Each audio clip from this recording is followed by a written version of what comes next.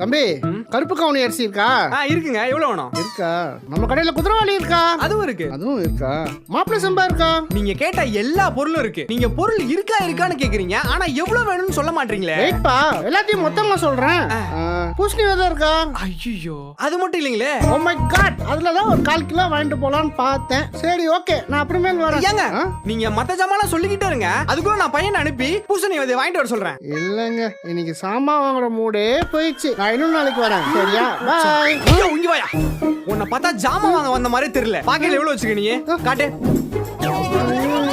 வச்சிருக்கிறது 10 ஓவா. இதுக்கு நீ 10,000 பொருளுக்கு விலை கேக்குறியா? பஸ் வரல, போர் அடிச்சுது.